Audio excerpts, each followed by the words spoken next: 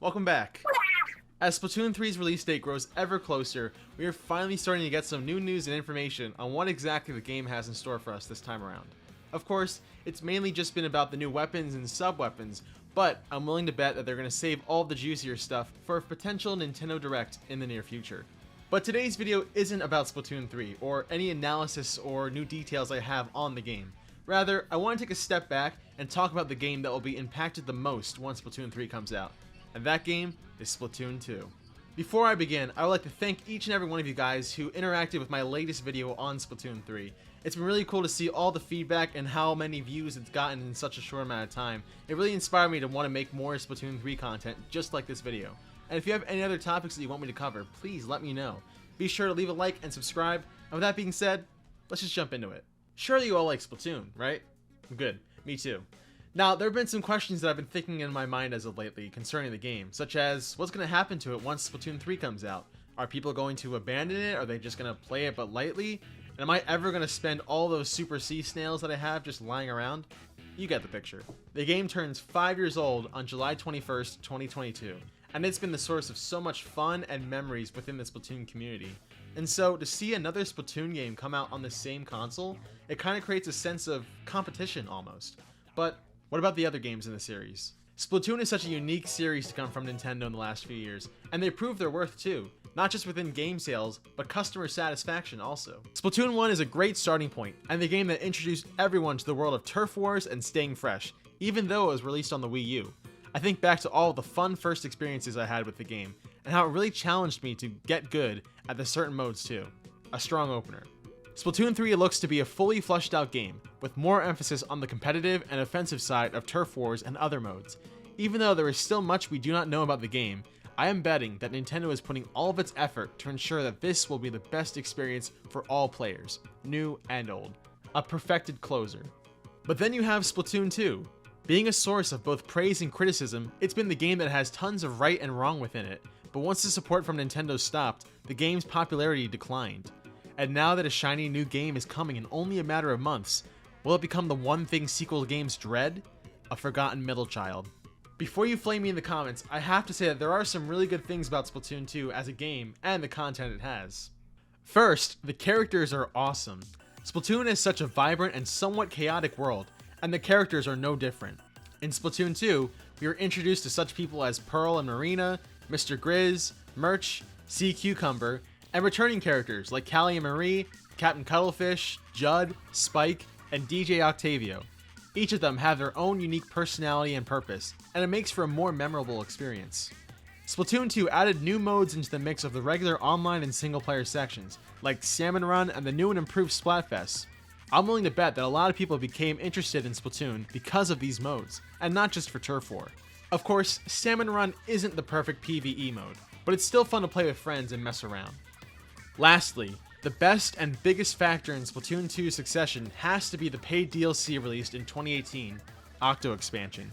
Not only did it add a brand new single player experience to the game, but a challenging one for any first time player. I remember the first time I played through the DLC, how many times I raged and became frustrated at my lack of skill to beat certain levels. FYI, we do not talk about Girl Power Station.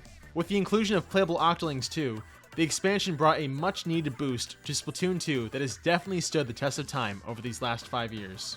Now, all of this is pretty good, but it doesn't mean that Splatoon 2 doesn't have any faults, which unfortunately, it has quite a few.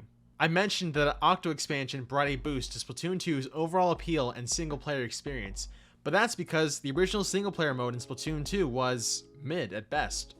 In different shooter and FPS games, if you're not a fan of playing online, then there are always other options to fill your time with. Splatoon 1's hero mode was new and memorable. The second one just felt very similar and therefore pretty easy. Hell, even the final boss is the same as the first, with not much change to the actual fight. Surprisingly, some people I've talked to haven't even finished it after all these years. Back to the main mode of online modes, the matchmaking and lobby system is pretty bad too. I can't tell you how many times I've disconnected from matches and lobbies due to either not having enough players or random DCs. A big change that needs to come to Splatoon 3 is Nintendo having dedicated servers for the game, instead of relying on console-to-console connection. Plus, there's the issue of smurfing, but most people just do that for the lol Ws. My last point isn't necessarily a strong one, but it's pretty apparent. Aside from the main modes of the game, there's not really much else to do. Sure, you could go the completionist route and try to buy and max out everything, but once that's finished, then what?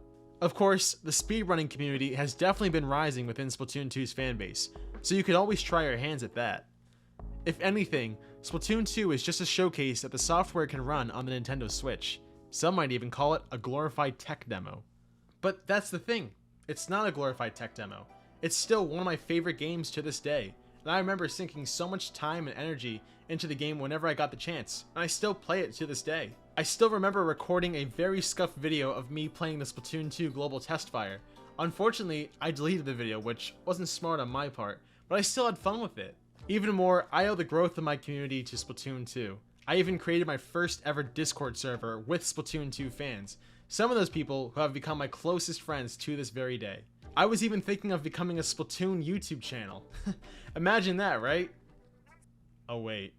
Anyways, this game has a special place in both my heart and my memories, so it's going to be really tough to leave it behind once Splatoon 3 comes out. Will I still play Splatoon 2 afterwards? Not as much, that's for sure.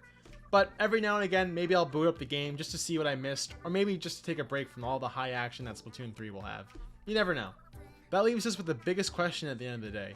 Once Splatoon 3 comes out, will Splatoon 2 be forgotten forever and just pushed into the shadows? Well, only time will tell. But one thing's for sure, I am never getting to Prestige 99 in the game before release. Well, that about does it for me in this video. Thank you guys so much for watching, and please be sure to leave a like and subscribe if you did enjoy the content. And also, let me know in the comments below what your favorite memories of Splatoon 2 was. I'm definitely going to miss the game once Splatoon 3 comes out, but we still have plenty of time. With that being said, my name is KnightSky, and I'll see you guys in the next one. Peace.